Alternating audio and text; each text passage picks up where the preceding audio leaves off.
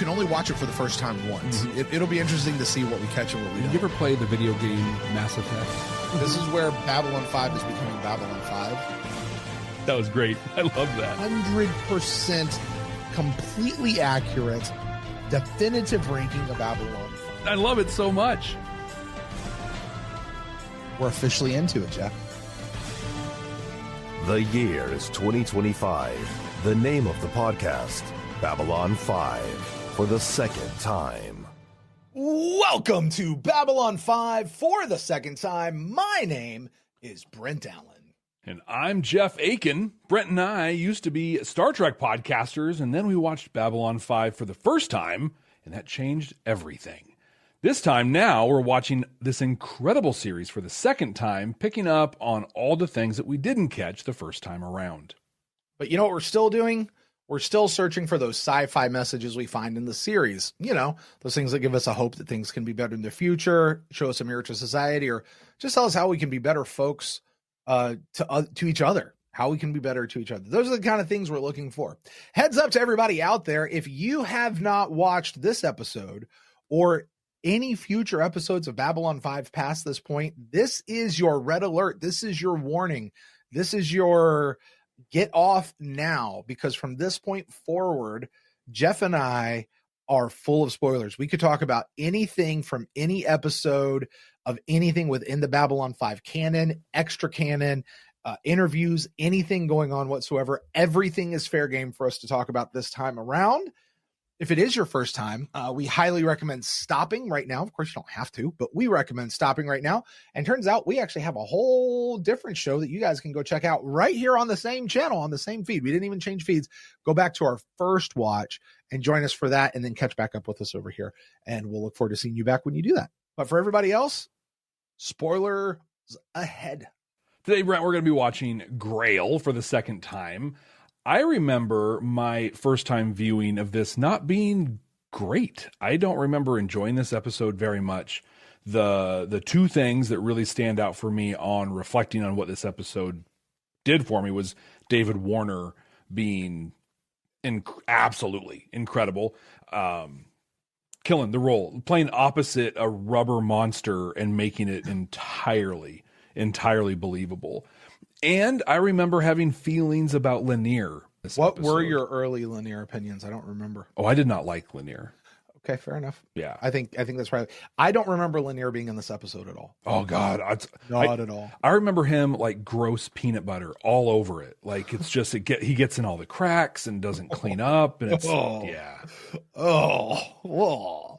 You know, here's the thing. I know exactly what you're talking about, and it makes me like, that is cringe. That is ick. That's ugh. It's so gross. Ugh. Do you remember what your first time was like? What your first reactions were? Here's the thing, Jeff. I really learned after last week when we were talking about TKO, what I remember about an episode, I think is entirely colored by the rest of the series reflecting back on that episode. Like, I don't know that I remember. You're going to ask me this. What is this? This is episode 14. So you're going to ask me this 97 more times, 96 more times. And my answer to you is generally going to be, I don't remember what I thought about it when I first saw it, but my impression of the episode right now as I think back on it, do you understand the difference? Uh-huh. I don't remember what I originally thought, but my impression of it right now was bad episode, phenomenal guest actor. That's the thing I remember. I also am incredibly aware that everything gets dropped and never brought back up again. We never see the Grail Hunter thing again. We never see Jinxo again. I know David Warner's character dies, but we never see anything this episode. We never see the feeder again. The only thing that we got out of this episode was basically just drilling down on information that we already know, which is what happened to the previous Babylon 5 station. Well, Brett, I listened to our last episode. Yeah, you did. Yeah, you want to hear what you actually thought? How was it? Was it a good, forget the Grail. Were Jeff and Brent entertaining? We were fun to listen to because I feel like we had thoughts on this episode and that like we had some fun with what we felt on it. Okay. Let's keep that spirit today. I think it's a good idea. You said that this episode is very, very season 1. And your exact quote was, I don't not like it, but I don't like it. You had the idea of, instead of us just playing the music and us doing this, For audio listeners, I'm just staring off into nothing Uh-huh. while it plays, to actually put together like an opening video to play. Oh, yeah. Yeah. Yeah. Yeah. It's a good idea. That's yeah. Professional YouTubers do that kind of stuff. Uh-huh. I really liked the Londo stuff in this episode, but I thought that the soundtrack... I don't remember Londo either. Go ahead. Sorry. I felt like the soundtrack really took away from it. It made it feel like it was a sitcom. Was this a Chris Frankie? I think he did everything at this point. Okay. Oh, yeah. I guess they don't really change their score people. And I said, if this Grail thing doesn't pay off, I'm going to be very upset. Well, Brent, this is me being very upset. You didn't even remember that until you watched or listened back to the episode. Yeah, not at all. No. We spent a tremendous amount of time talking about how great David Warner was. Yeah. And then we talked about, for a tremendous amount of time, you identifying the Knuckling Feeder as an adult film prop reject. But actually, even with it being that, funny guy. You are hilarious. We talked about the fact that they dropped, or that we were worried they were going to drop the Grail thing. And so we decided that the Grail is the end of the personal journey of the Seeker. So basically, the Seeker has some healing to do, and the Grail is their healing. And then they pass it on to a new Seeker who then seeks their Grail. I see. Okay. I talked about my feelings on Lanier. Okay. I called him a sycophant and said that I really just want to punch him in the face. And part of that was we learned, right? We had a huge realization with the Minbari in this one. And that's that they are from a caste system. And there are 2 castes, too. That's right. Thank you to everybody who kept the 2 in line. Oh, no, there's actually 3. I remember that from the comments all the time. I was like, dude, they've only told us about 2. I don't know if it's this one. Is this where we started the no spoil? Like we started really trying to get serious about the no spoilers stuff. It might have been right around. I wonder if this is where we're kind of getting into that, because it's got to be soon. Yeah, it was either we here, start really going stop. Either here or Legacies, maybe, because that's when we started getting into stuff. Is that the one with the girl? That's the one with Naroon, and the girls in that one also. Yeah, okay. I think you called out, kind of inadvertently, a real pattern that we'll see throughout the series, but yeah. We've seen Veer take some steps of growth, right? Like he stood up to Londo not too long ago and stuff. Said this one's a few steps backwards for him. And we kind of see that, right? He takes a couple up and then he kind of steps back. That's an interesting observation. Like knowing where Veer's path leads him to, all the way to the emperorship without a keeper, leading him to stabbing Cartagia in the neck? Was it his neck? It was or right in the back? chest. It's chest. Oh, it was right in the chest. heart. Yeah. Yeah, I mean, hearts. One of the hearts. Yeah, I was gonna say he's got more than one, right? Yeah, interesting. I don't know. Sorry, I wanted to think about that for a moment. Well, I think about we see him get better and better. Then we have there's remarkable setbacks for him, when Londo sends him off to Minbar, right? Like that's a step back. But then he turns that into it turns out he was awesome at it and became a Freedom Railroad train driver guy, Abraham Lincoln. Right. But it all kind of ramped up to that 5th season episode where he got the sword and went running. And he went Zocalo. Fruit Ninja on and from there, goosh, it just was up and up. He was great. Mm-hmm. Yeah. That's what we talked about. Interesting. In this thing. You looked at the Lurker's Guide. What did JMS have to say? Yeah, JMS had quite a bit to say. Do you know the Knuckling Feeder? We were talking about how, really well done for its time. This is the first fully CG character we've had in Babylon 5. Is it really? Mm-hmm. Our guest star, David Warner. His character name is Aldous Gajic. Something like that. His first name is actually Mira Furlan's husband's first name. Really? Completely a nod to him. Yeah, just keeping it in the family. Just a nod to him. That's cool. This episode's written by Christy Davidson, something like that. Okay. So this is not a JMS episode, although he did go into the episode was running just a little bit short, and he's like, this gives me an opportunity to do something I've always wanted to do, which is he insert the alien scene. Oh yeah, the court, the court scene. Yeah. He did that whole piece. So Yeah, that one was all JMS. Nia in the chat, Christy Marks. Christy Marks, there it is. Yeah, there it is. She did a lot of other like comic book writings and TV shows. I think he probably knew her when he was doing like He-Man and Road Ghostbusters and that kind of stuff. Yeah. Grail was not JMS's favorite episode. That's good. It was not. He blames, though, his reason is he sees flaws in this episode that nobody else sees. Okay. I really want to know, elaborate on that. Like, tell me, like, I want to know. Yeah. You know? But he said he actually gathered some people to do some screenings of this episode, and the reactions to it were generally positive, but he still's like, meh. So he also notes, though, in talking about the screening reactions, that there were some people when they did that for the episode Infection that they declared it as the best episode of the season. Wow. So he's like, take that for what you will. This is what happens when you surround yourself with yes men. John Flynn is the director of photography for the show. Apparently he had been an actor at some points in the course of his life. So he got to step in and play the character Mr. Flynn as well. There was a question on whether or not the feeder is sentient. Yes. Did we ever talk about that in our We episode? interrogated that deeply. That's actually why I burned through my Star Trek references so quickly. So here's the thing. What he says specifically regarding that is neither Sinclair nor anyone else on our side of the story ever heard it speaking. All they knew it was a killer, it was dangerous, and it had to be stopped. That's all he said. Okay. He did not confirm whether or not it's sentient. He just said from our side of it, did not seem sentient. Yeah, because it's got a scene where it's like, I need more food. Feed me. Even JMS talking about this episode says this story is fairly self-contained and there's not pretty much anything in here that's related to the arc. He fully confesses that. Yeah, good. I thought this was actually rather neat. It requires a bit of a story, so I can't do this while we're in the middle of the episode. So, Jinxo survives all 5 Babylon stations, and he leaves the station as the new Grail Seeker guy, thinking that all is well. And the name of the ship that he leaves on is the Marie Celeste. JMS chuckles, says this is a bit of perverse humor. He says, to quote, "We're a sick bunch, but we're fun." Now, the reason why that works is because the reference to the Marie Celeste is a sailing ship that was found adrift in the sea in 1872 by the crew of the Gracia. Okay. Yeah. The Celeste crew was completely missing, as was its single lifeboat, but there were a bunch of like half-eaten meals apparently all over the mess hall, which is just evidence that they all left really, really suddenly. Investigators, however, had found that the captains of the 2 ships had actually had dinner the night before they both set sail.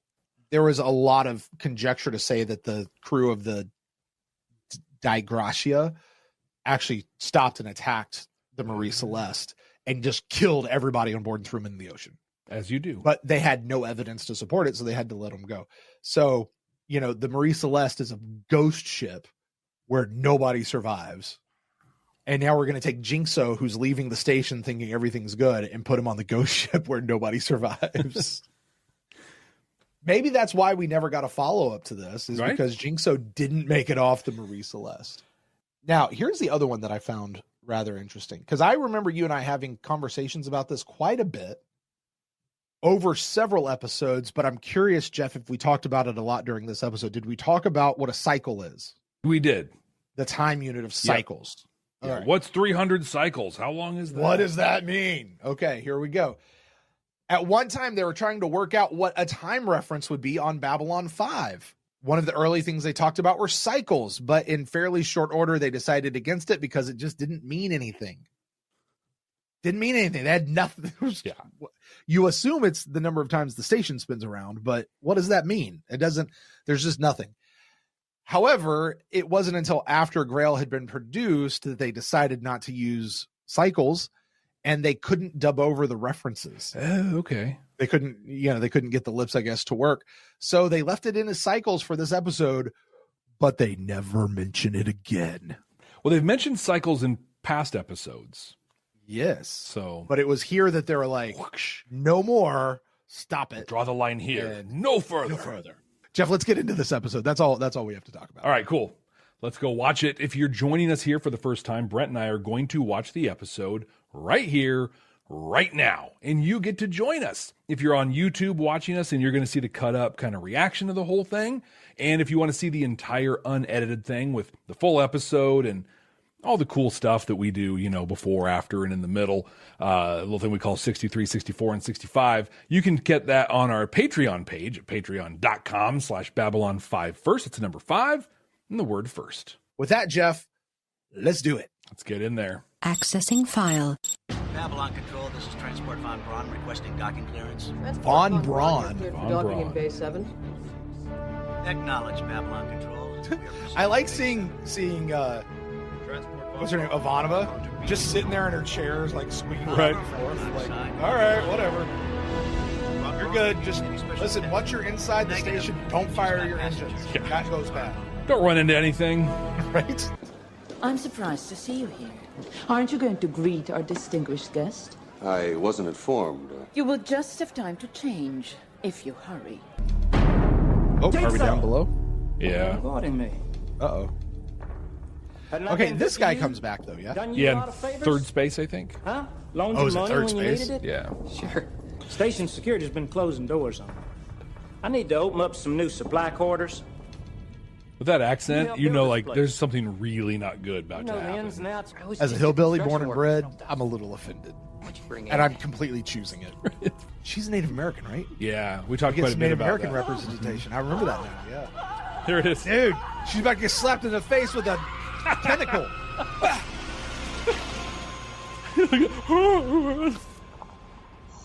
Dude, that's dirty. You get the message, Jinxo? Ambassador Cobb. Oh my god, it's Kosh that's doing it, and Kosh has tentacles. It was the dawn of Well, the was that third his hand age that he got of slapped with? mankind. See, 10 years I'm still after bothered the by the fact he had a War, hand that they could The poison Babylon with. Project was a dream At in all. a form.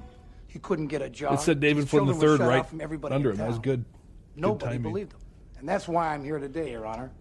We went through their So archives bored. and found Just- proof. oh my God. His great-grandfather abducted my great-grandfather. That's good and makeup. Just took him away in a spaceship. It's so hard for me not to look at this and think the Asgard. Like, Oh, yeah. where we go with the Asgard and Stargate versus what they're saying. Like, because they're each putting their spin on the Roswell aliens, right? Do we have the privilege of greeting Aldous Geich? Ambassador Yikes. Devane, I did not expect to meet a person of such importance. You know, it's pretty cool he doesn't I take call it her that you are Sakai. near. Right. Like, he's clearly talking about her as a I'm great very council pleased. member, right? This is And Commander he Sinclair. is aware enough This is my not to use that security title. chief, Yeah. Mr. Garibaldi. I sent information packets ahead to the ambassadors to facilitate my mission when I arrived. Which ambassadors? All of them? Because your Sinclair is the Earth ambassador. I think he just Shouldn't means. be. Also but- as I think he just means the Minbari. That's why. Well, he said Braun's ambassadors common plural. name, the Holy Grail. here. Garibaldi. Oh, jeez. Garibaldi just did what Holy everybody watching this episode did. Yeah. Oh, really? Yeah, so this is almost as bad as like, hey, what's The your Last name? Supper. Arthur Has many Pendragon. names, but only one Oh, promise. is it? But there is nothing about what he is saying that contradicts what I was saying about the Grail not actually being a physical thing, but being Like the journey. the journey and being this healing thing that they're actually seeking. You know? And then finding somebody else and passing it on. Like, Stand by. We'll be right back. Are you ready to take your Babylon 5 for the first time experience to the next level? With our exclusive Patreon, you'll get access to all kinds of cool stuff that you can only find there. Our recording notes, unedited reaction videos, an exclusive Discord community. And you can even be listed as a producer of the show. Plus, we even offer exclusive meet and greets and hangouts. You won't find this kind of experience anywhere else. Get all these amazing benefits, plus the opportunity to interact with other fans from around the world. It's being part of a huge community where everyone shares the same appreciation for Babylon 5. Subscribe at patreon.com/Babylon5First. That's the number 5 and the word first to get access to these incredible benefits. That's patreon.com/Babylon5First. We can't wait to see you there.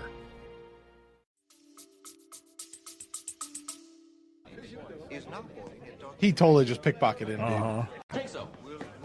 Hold it right there. And How very did clumsily. Garibaldi see that? It's on the other side of the No bulkhead. way he saw that. I needed the money.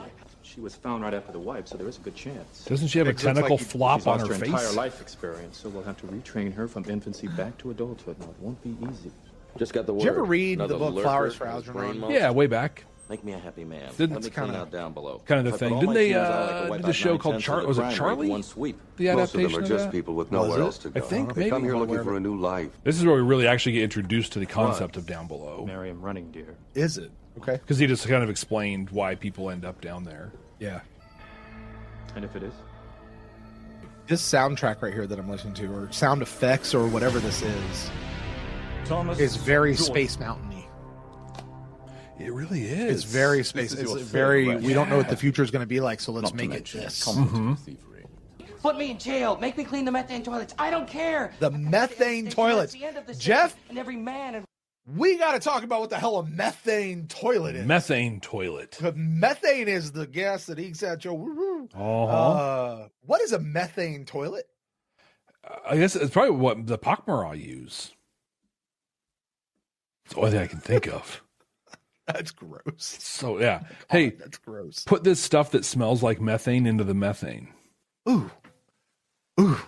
It's gross. Ombuds Wellington, if I could have a word. Approach. He's like, sure. Random person with a stick.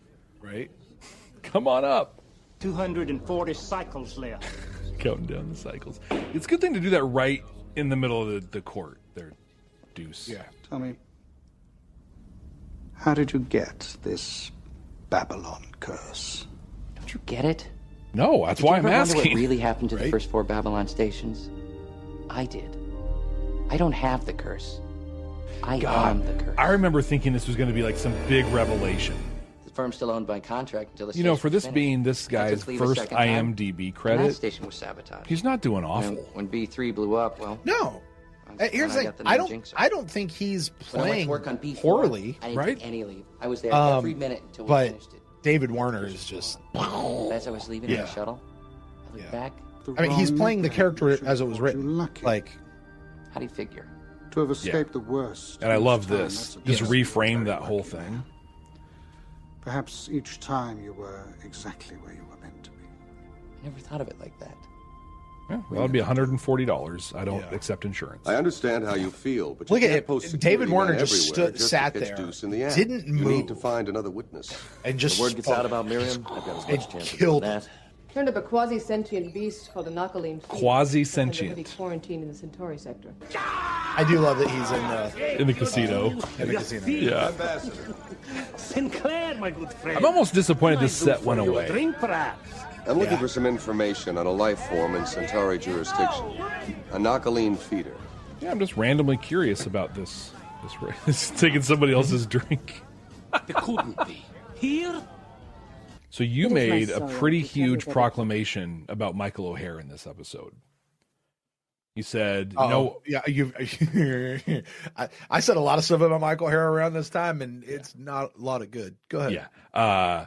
We were bemoaning Sinclair just not being into it, being wooden and all Yeah. that. And you're like, you know what? I'm done. I'm just done. It's not that Sinclair is a poorly written character. It is that Michael O'Hare is a bad actor, and I'm done talking about it. What a different perspective we have on him on this second viewing. Yeah. You know, like, Yep. I think like we talked, I think it was last week, he just looked tired, you know, or whatever. And he might be a little uninspired here, but by no means would I ever describe him as a bad actor at this point. He's not the worst actor in this episode by That's far. for darn sure. Yeah. By far. You have been kind beyond my expectations. He went through all that to make the drink, and he's like, no thanks. There are 2 castes of Minbari. 2 casts. The warrior caste and the religious caste. That's it. No moss. The warrior caste would not understand. That's why we thought there were 2 casts. They outright said it. Exactly. He literally says there are 2 casts. Mm-hmm. Now you can retcon that, and you can be like, well, yeah, there are 2 casts, but there's also a third one, and that one does not necessarily. You can squeeze that out, but anyone who is watching this for the first time with no further knowledge, That's what you got. you just heard there's 2 casts in the Minbari culture.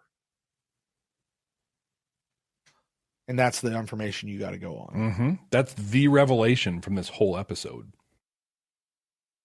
The warrior cast and the religious cast. Nia in the chat asked a really poignant question. So, who are you going to believe? The show or the fans? Whoa. What she just said there? Mm-hmm. Yes. And when they do, it's a terrible thing. That line is entirely different having seen Atonement. Mm-hmm. And seeing what happens when the warrior cast and the religious cast look at each other and be like, yeah, go get them. Bad things happen. Bad things. That's got to be what she's talking about in that moment. Oh, 100%. Yeah. Wow. Absolutely. But then to play it all the way through to when Delenn reforms the Grey Council and the whole government and does so on the back of Naroon, essentially, with not like her stepping on him, but his sacrifice. Yep. It was such an extreme disagreement that he actually crossed castes to come to the other side, and then something that we can presume is great came out of it. Well, I forget all he says, but he goes, but my heart is religious cast. Was it really? Or, you just realized that you were being a dillweed. Yeah. Like, that's... Anyway. Let us hope it never again happens in our lifetime. Yeah, your fault, Delenn, is your fault. Yeah. You cast the deciding vote. That was means a you're problem. fully responsible. Dude, his face there was amazing. Like, that was I don't great. care who authorized it. I don't care how old the quarantine is. Veer just I looks don't like he has care a severe about case of the deadhead budget. right now. And I certainly don't care about how much trouble it is for you. Now. You know what's really What interesting are to me they about this doing scene right here? That he swiped to end the call. It was so ahead He of its swiped time. right. No, the pillow on the couch behind him. It's so bright and the colors pop off. I mean, so it's sitting on this deep purple couch with a velvet blanket over the top of it. And here's his pillow with bright royal blue, a black and white checkered thing, some pink roses, it looks like, in it, and maybe a brown kitty cat or dog or so. I don't know what that is. But it's so like the color is so different than everything else in the shot. They're like, we need a pillow. And like, well, Jake Sisko's not going to wear this thing. Let's just make a pillow out of it. Nor is Wesley Crusher. Yeah. I was hoping with a long trade history. I'm sorry, Jeff. I don't mean to keep pausing this. But Ben brings up something in our council chambers that maybe it should have been a feeder that was the monster in Grey 17. That would have been better. How would that have changed that episode, you think? I don't think it would have, outside of then people couldn't be like, well, look how dumb the monster looks. Yeah. Yeah, that's a good point, Ben. Mm-hmm. That's a good point. Ben also says headcanon pillow is a gift from Garibaldi. That's why he's his dear good friend. Exactly. Gave him between that pillow. Earth and Centauri that you would make a good, very long time. But eventually I went back to work, but the numbers didn't add up anymore. Nothing made sense anymore. So finally, one day, I just left. I love that. He was an accountant. So he went back to work and the numbers didn't add up anymore. I love that. It's a good metaphor. Uh-huh. I have been spared. Survivor's guilt. Man, he's saying it while he's whispering. He said he was the last of his kind. And now I'm the last. But the numbers add up again, Thomas. Oh, I like that. I believe everything he's saying. Mm-hmm. Until such time as both the defendant and the plaintiff can come to some reasonable solution to the problem of jurisdiction, this court will recess for 30 minutes. Oh, bathroom scene, right? Where he gets jacked. Uh-huh. Oh. So what does this Grail look like? Right into the methane Made of toilets. Gold, jewels, that sort of thing? I don't know. I've never seen it. Sometimes it's the search that counts, not the finding. Hey, Jigsaw, it's time.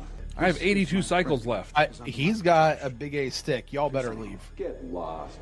And he is You a know Jedi. that I was gonna say you see him about to go Yoda on these. Uh-huh. You care so much for the people on this station. He's setting him up already to bring him on board. Your own life. You are a fine, good man, Thomas. See yourself for what you are, not what others try to make you. That's really great advice. Yep. Ambassador, No! Get away from him! Get away! We've got to get out of here. He'll eat your mind. Get away! Okay. I saw him do it. That was a bad acting spot right there. Yeah. The way he's going around to all the ambassadors, he sent letters to other ambassadors. Yeah. He just didn't send one to Sinclair, who is the de facto ambassador for Earth. He should have sent one to Sinclair. Although I think he doesn't care about talking to Earth. He's searched Earth. He's from Earth. That's fair. Dude, that thing's spinning really kind of fast. It'd be a 89 lot of ships came cycles. through the spring. Like, that feels like it could take Half of them were in proximity to the a quarantine minute planet. to go around. Eliminating those with David Warner puts on a clinic in this scene. Right? Excuse me while I whip this out. This man is under my protection. What are you doing? Save yourself! Here we go. So, did you and I think this is what Kosh was when we first saw him? No. He's got a third leg. No, if I remember right, we questioned whether or not this was a Vorlon or whether this was... A little bit, but I think we knew it was a feeder, but thought maybe. What we ended up doing is saying that this is the prototype for species 8472. Well, because of the way it's walking. What's the situation? My parents went away on a week's vacation, and they left the keys to the brand new Porsche. Would they mind? Well, of course not. He's holding that thing like a staff weapon. Right, yeah. Like he's gonna shoot it. He's gonna have to get slapped with a tentacle. Right. Feeder's like, well, I mean, no one's watching. Might as well slip this in. Sometimes you need more food. Richer food. I feel like I should try that and see if it works. Honey. Oh. Okay. He got shot in the shoulder. High up on the shoulder, too. I would say he got grazed. And he took it in the meat of the arm. This makes sense. They didn't see it do anything, and it was literally setting up to attack the... So, note by JMS at this point. An early version of the story had actually had Kosh appearing out of nowhere to scrag the feeder, he says. Oh, okay. Apparently, these are words that JMS uses on the regular. And then he was going to say the line, "Some things we do not allow." But they thought it seemed kind of un-Kosh-like on one level, and it repeated the Deathwalker finish. So, yeah. Good move. Good call. Let Sinclair be the hero here. Although I get the poetry of this thing's been posing as Kosh for Kosh to show up and be like, no. Also, that's my Tuesday suit. Right, yeah. I've been looking for that. Yeah. Please sanitize it and return. I had to wear my Wednesday suit on Tuesday, and I was not happy. Medical emergency in Brown 9. I name Thomas heir and successor. Everything I have. Which is like it's a stick. Yeah. Wouldn't it be great if the stick was just full of like gold coins? Right? Just, you know, like, oh, and you're now rich. The staff is actually the Grail. I've been holding it the whole time. Right.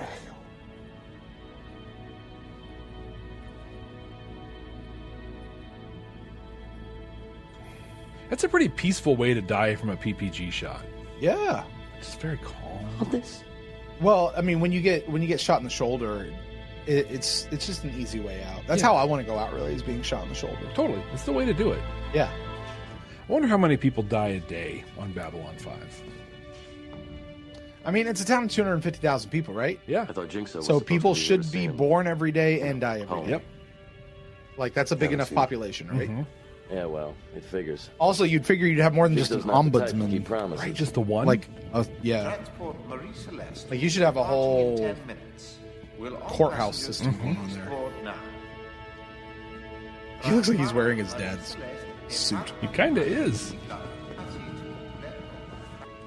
Put this on the ground where he rests and crush it. It's a ladybug. We hate them. Here, it is our way with all true seekers. And now you're going to get one. Thank you. If we find your body.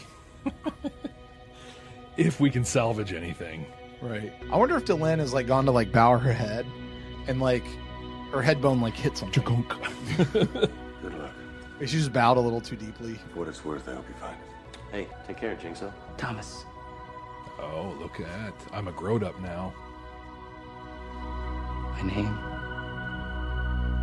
is Thomas. Me llamo Tomas. That sounds really cool, Jeff. Are you sure it's dead? I'm positive. How do you know it's not just resting? Feelers are sneaky, you know. Yeah, it's pretty smeared on the ground, the deck. Like, when they're about to attack, they get quiet. So the key is, as long as you can hear them, as long as there's noise around, you're safe. But if you ever hear nothing, run. It's interesting. It's very interesting. Londo's buying that. Shutting him out. Londo! Oh, here goes the music cue. Time for the haha. Ambassador? It is hilarious. This is pretty Londo. hilarious. Open the door, Londo. Ambassador, it's not funny. I like Open how the he door, has that Londo. 90s, like, I'm going to wear an undershirt, but then I'm going to wear the short There he sleeve goes. overshirt on top of Yes, it. A long sleeve undershirt. Thomas. Mm-hmm. You never did tell me what you thought about that curse. What curse? You know, that bit about if he leaves Babylon 5, the same thing that happened to Babylons 1, 2, 3, and 4 would happen to us. So Me? what? No. If we're going to get all four of them, we're going to blow up and disappear. No. Right. Into time. No boom? No boom today. No boom. No boom today. Oh. Boom tomorrow.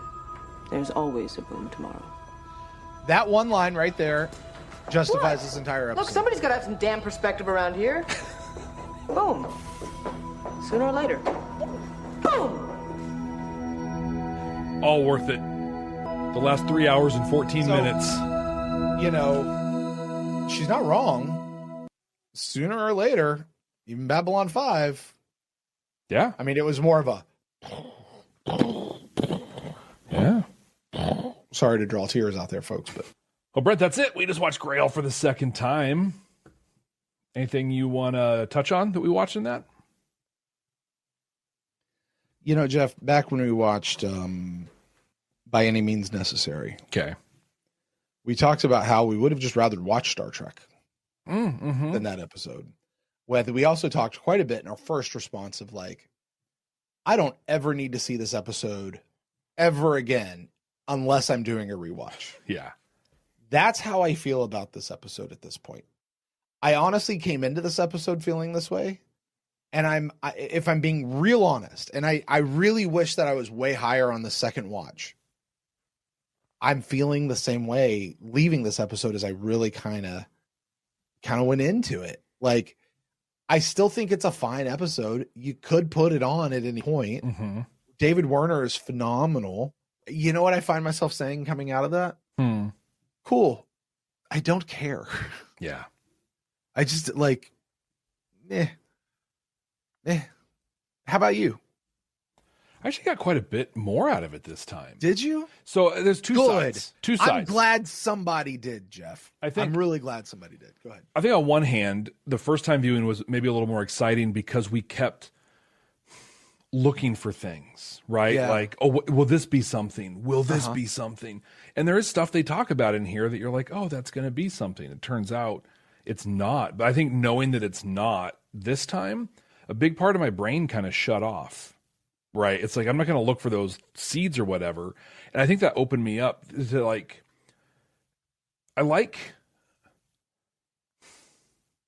one of the things that I often talk about to people, we've talked about it on this program and on our Stargate show as well, but like, if you, the Gandhi phrase, right? Be the change that you want to see in the world.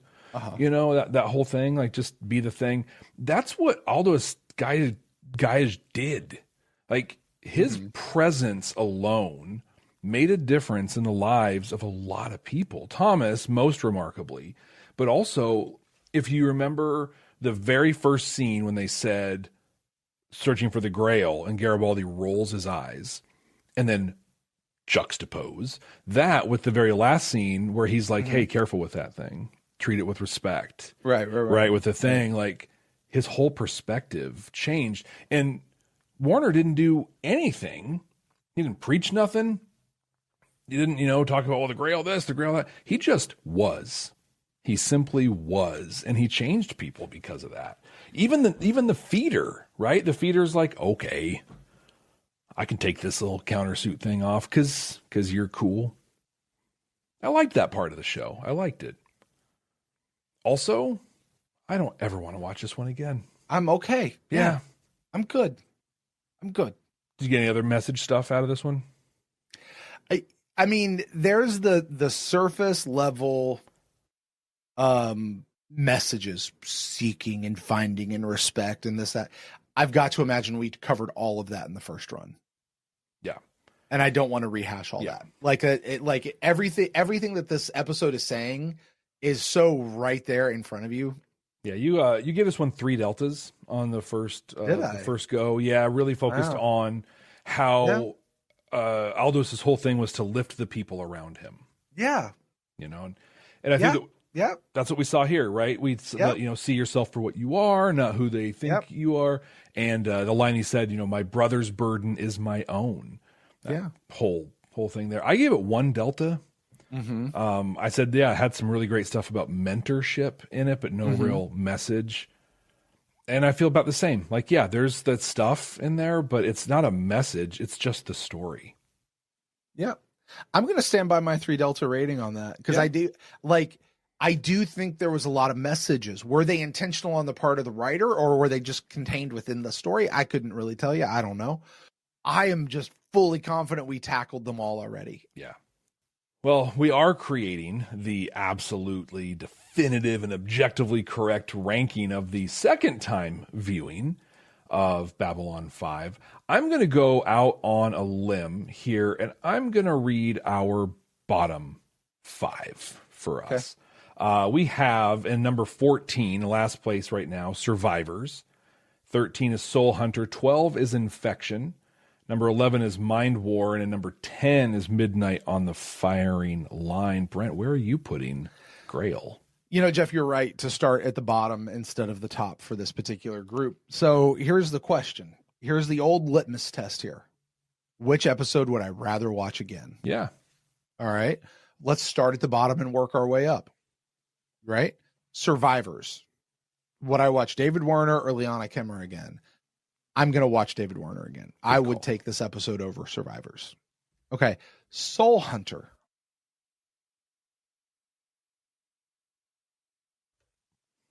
I'm stopping. You're thinking. Because let me tell you what, when we watched Soul Hunter the second time around, knowing what we know now, there's so much more in Soul Hunter than we ever knew. Mm-hmm. So much more in Soul Hunter than we ever knew. Is it still a great watch? I think it's better than we remember. And this episode is exactly what I remembered it being. Jeff, for me, right now, recency bias being not even a thing. An honest, objective, and correct assessment of this. Right. Immutable. I would rather watch Soul Hunter again. So this is our new number 14, pushing Survivors down to 15. Infection and Soul Hunter are higher than the David Warner episode. Wow. What a change from our first time ranking. Where do you think we ranked this first time? This had to be way higher. Because, and you know what it was? I think we had the David Warner glasses on. Yeah. You know what happened, Jeff? Okay, let's just say this. You and I have a lot of respect for David Warner. Yes. You and I as 2 Star Trek dudes, particularly, but David Warner's so good. And we have a nostalgia with him. We look at this episode the way that some of the folks out there look at Late Delivery from Avalon. Fair. Mm-hmm. Right? They see Michael York. They saw Michael York in another role. They absolutely loved him in, and they put these rose-colored glasses on over that episode. Yeah, I'm calling it out. You and I think the first time around we saw this episode, but then we saw David Warner and we were like, yeah, but he just made the episode so much better. And the episode, I do think, has messages contained in it, although very surface level. So I could see. I'm going to guess. Okay, you asked me to guess. I'm going to say it was number 11. Not bad. Number 12. Was it 11? Number 12. Number 12. Okay. Yeah.